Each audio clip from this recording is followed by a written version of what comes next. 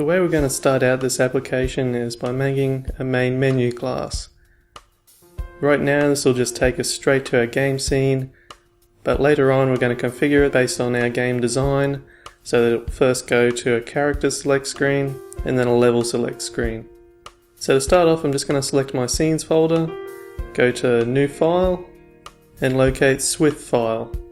Make sure that targets are ticked for both SG template and SG template Mac.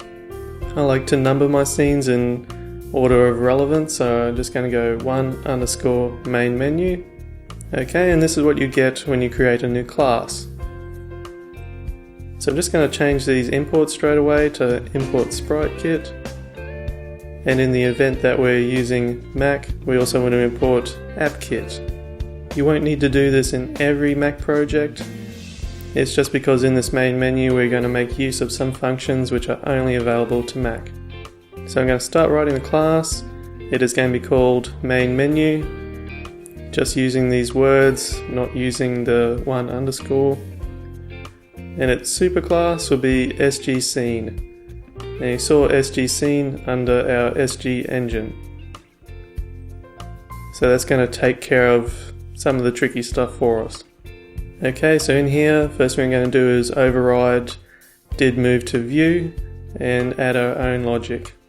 But first, let's come back to the introducer and make sure that when this is finished loading, it will go straight to our main menu. Okay, so our main menu doesn't currently have anything in it. First thing we'll do is just add in our background. So our background is located in the large media asset catalog. The reason we're not putting it in an atlas is because it's already a very big image, so combining it with other sprites in a sheet would not be the best approach. So we're going to create this as a constant.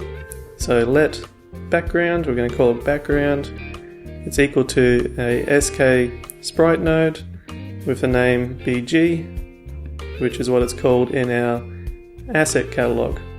For its position, we're going to use some of the functionality in SG engine.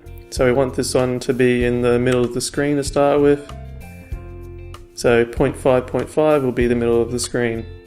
And we're just going to do that by canvas, but it doesn't really matter because it's going to be in the middle of the screen no matter how you do it. I'm also just going to scale it up a little bit so that it will fit on the screen nicely, so 1.2 should do. I'm going to give it a Z position of -1 so that anything else we add will definitely be in front of it. And then add it to the scene. Okay, and there you go. Now I'm just going to add a SK label with the font named Marker Felt Wide. Once again, positioned by the screen. So this will be positioned based on whichever screen you're using it on. So iPhone, iPad, and whatever your current resolution for the Mac is going to be. Font size, text, font color, Z position. When we get to name, I'm going to call it play game. And that's going to be the key that we use so that when that node is touched, we know that because it has this name, we're going to play the game and then add it to the scene. And there you have it, some enter text on the screen. Now I'm going to add a screen interaction started. So once again, this comes from our SG scene. So whenever something is clicked with a mouse or touched with a finger, it will trigger this function.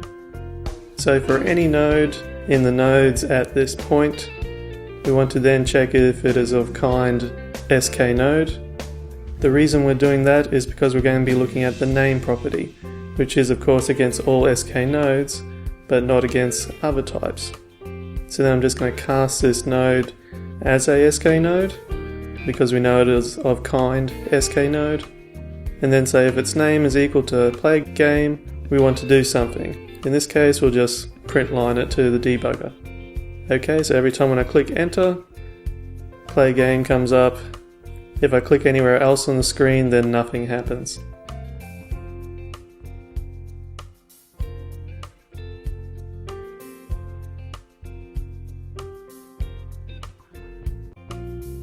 Now I'm just going to add a button that will only work on a Mac.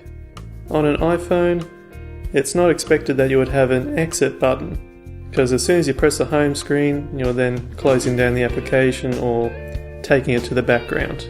On a Mac, however, you want a way to actually close the application properly. And assuming the player might want to load this in full screen, it'll be a lot easier to just click an exit button than having to find one up in the taskbar. So I'm going to add that. I won't go over this code again, it's exactly the same as the play button, but notice that the name is different. It's now exit game. So when I come down here, this is why we needed to import AppKit, so that we can use NS application, shared application, and then terminate. And this is what you use to close down the app. And I'm once again going to surround this with a preprocessor if statement so that we know it'll only do this on a Mac.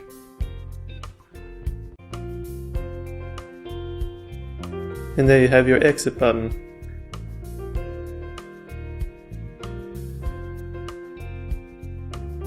If I now change the target to iOS simulator, in particular the iPad, and load this up, you'll see that only the enter button appears. It'll be good practice over this course too to check each of these regularly, so to make sure that it stays running on both iOS and Mac. Okay, so now let's change it so that when you click the play game button, it is actually going to take you to the game scene. So first we need to add the game scene. And you can do that in the same way as the main menu by right-clicking on Scenes, selecting New File, selecting Swift File, then changing this to Import Sprite Kit, start a class, so it's going to be called Game Scene, and it is going to be a subclass of SG Scene once again. So now we can add that transition into the main menu by first creating the game scene, passing in the size of the current scene, passing in the scale mode of the current scene, and we're also going to create a SK transition. We haven't talked about these before, but they're just transitions when changing scenes.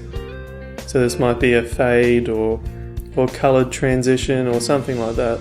And you can give the transition a duration as well.